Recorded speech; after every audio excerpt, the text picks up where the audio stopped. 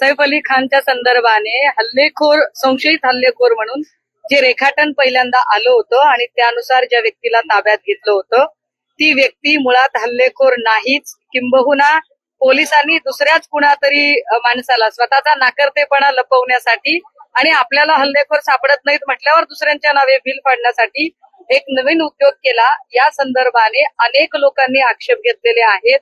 आपल्यातल्याच काही माध्यमांच्या तून या बातम्या सुद्धा बाहेर आलेल्या आहेत। मला वाटतं मुंबई पोलीस हे राज्यात किंबहुना देशात अत्यंत अग्रेसर पोलीस आहे आणि त्यांच्याकडून आम्हाला अपेक्षा आहेत, कारण सैफ अली खान सारखा सेलिब्रिटी जर सुरक्षित राहत नसेल तर गावखेड्यातल्या लोकांच्या सुरक्षिततेचं काय? संशयित जो होता त्याला लग्न मोडले, त्याला संशयित म्हणून मानताय? निश्चितपणे एखाद्या व्यक्तीवर जर अशी कारवाई होत असेल तर त्याची सामाजिक अप्रतिष्ठा होते, पण अशी सामाजिक अप्रतिष्ठा होण्याला कारण हा मुंबई पोलिसांचा म्हणजे अति घाई संकटात नाही असा तो निर्णय आहे आणि त्यामुळे ते झालेला आहे। एसबीआयने इशारा दिलेला आहे की लाठी बहिणीला जे पैसे दिले जातात त्यामुळे राज्याची आर्थिक परिस्थिती खराब होती किंवा चांगली होईल।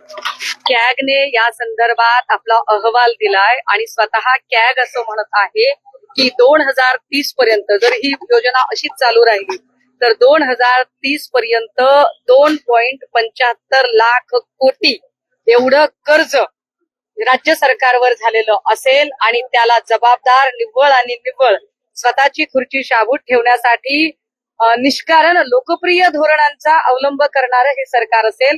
कारण धोरणात्मक निर्णय आणि लोकप्रिय निर्णय यामध्ये निवडावं काय, तर कधीही धोरणात्मक निर्णय हे दूरगामी परिणाम करतात, मात्र धोरणात्मक निर्णयापेक्षा सुद्धा हे सरकार लोकप्रिय निर्णयांवरती जरा जास्त अवलंबून आहे, ज्याचा हा प्रॉब्लेम आहे। वाल्मिक कराड प्रकरणात आज देखील 26 पोलिसांची यादी सोशल मीडियावर व्हायरल झाली की वाल्मिक कराड यांच्या मर्जीतले आहेत, तिकटवरती आहेत आणि बीड जिल्ह्यात काम करतात, त्यांची कुठेतरी जिल्ह्याबाहेर बदली करण्याची अशी मागणी करण्यात येते। बीड जिल्ह्यामध्ये जर खरंच माननीय मुख्यमंत्री महोदयांची आणि पालकमंत्री तथा उपमुख्यमंत्री महोदयांची खरंच तिथली गुंडागर्दी निपटून काढण्याची इच्छा असेल तर आणि ज्या पद्धतीने मंत्री महोदय धनंजय मुंडेजी सुद्धा म्हणताहेत की संतोष देशमुखांच्या मारेकऱ्यांना फाशीची शिक्षा व्हावी, तर मला वाटतंय धनंजय मुंडेंनी सुद्धा या गोष्टीला आडकाठी आणण्याचं काही कारण नाही, त्यांची इच्छा असू शकते। परंतु जर ती गुंडागर्दी मोडायची असेल तर परळीतलं विशेषतः पोलिसांचं सिंडिकेट उद्ध्वस्त करणं गरजेचं आहे।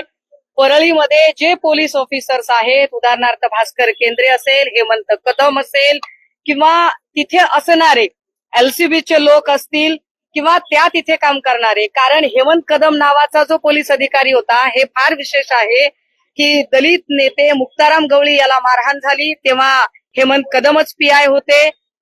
महिला पत्रकार सुकेशनी नाईकवाडेला मारहाण झाली तेव्हाही पीआय हेमंत कदम होते। अनेक लोकांवरती खोटे गुन्हे टाकले तेव्हाही पीआय हेमंत कदम होते। विशेष गोष्ट बाबू आंधळे बबन गीते प्रकरण झालं तेव्हा सुद्धा काही काळासाठी बदलून गेलेले आणि पुन्हा आलेले पीआय हेमंत कदमच होते। जर खरंच न्याय पाहिजे असेल तर परळीतलं पोलिसांचं सिंडिकेट पहिल्यांदा उद्ध्वस्त करणं गरजेचं आहे। धनंजय मुंडे यांच्या राजीनाम्याच्या मागणीसाठी आता अंजली दमानींनी अजित पवारांची वेळ मागितली आहे, ते सगळे पुरावे सुद्धा मी अजित पवारांना नाही, मला वारंवार असं वाटतं बरं का, अंजली दमानिया किंवा सुरेश दस ही सगळी माणसं काम करतायत, अभिनंदन या लोकांचं। पण जेव्हा आपण सभांमधून सांगतो ना आकाचा आका माझ्याकडे पुरावे आहेत किंवा तुम्ही वेगवेगळे फिल्मी संदर्भ देता, त्यावेळेला हे सगळे जे पुरावे आहेत ते पुरावे जोपर्यंत तुम्ही त्याचं ऍफिडेव्हिशन देत नाही तोपर्यंत त्या बोलण्याला अर्थ उरत नाही। हे ऍफिडेव्हिशन मी मागे म्हटलं की एकतर माननीय तपास अधिकाऱ्यांना द्या, माननीय एसआयडी किंवा सीबीआय किंवा एसआयटीच्या अधिकाऱ्यांना द्या, माननीय न्यायालयाकडे द्या किंवा माननीय मुख्यमंत्र्यांकडे द्या। आता जर दोघांचं असं म्हणणं असेल की आम्ही ऑलरेडी ऍफिडेव्हिशन दिलेलं आहे तर पुढचा प्रश्न निर्माण होतो की पुरावे जर तुम्ही शपथपत्र करून दिलेत आणि तरीही त्याच्यावर कारवाई होत नाही, याचा अर्थ मुख्यमंत्र्यांना वाल्मिक कराडला वाचवायचं आहे का? आणि जर पुरावे दिलेलेच नसतील तर मग नुसतेच आक्रोश मोर्चातून आमच्याकडे एवढे पुरावे आहेत असा कागद उडवण्यात काय अर्थ आहे? दोन्ही गोष्टी संजय राऊत एक घाणेरड्या पद्धतीचं राजकारण करत असल्याचं उदय सामंत म्हणतात आणि राजकारण बर्बाद करण्याचं नाही, मला उदय सामंतांना त्याहीपेक्षा विचारायचंय। उदय सामंत फार स्वतःला प्रगल्भ वगैरे राजकारणी म्हणत होते, तर त्यांचं असं म्हणणं होतं की आता उद्या आमच्याकडे 6 आमदार येणार, परवा आमच्याकडे 10 खासदार येणार, तर त्या सगळ्यांचं काय झालं ते एकदा उदय भाऊंनी सांगितलं पाहिजे। बाकी उदय भाऊ तुम्हाला खरंच या राज्याचा उपमुख्यमंत्री होण्यासाठी माझ्याकडून शुभेच्छा आहेत.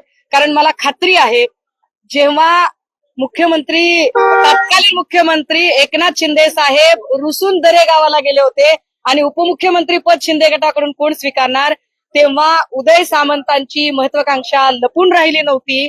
उदय सामंत उपमुख्यमंत्री होण्यासाठी उत्सुक आहेत आणि त्यांना ते स्वप्न त्यांचं पूर्ण व्हावं अशा मी त्यांना शुभेच्छा देते. प्रताप सरनाईकांना दुसऱ्याकडे लक्ष देण्यापेक्षा स्वतःच्या खात्यात काय होतंय ते बघावं ना आधी. चला, तुम्हाला एसटी भाडेवाढ केलेली कळत नाही, तुम्हाला एसटी खरेदी केलेल्या कळत नाही, तुमच्या खात्यात काय निर्णय घेतलेत हे तुम्हाला माहित नाहीत. आधी स्वतःच्या ताटात पडलेलं गारव काढा, मग दुसऱ्यांकडे लक्ष द्या.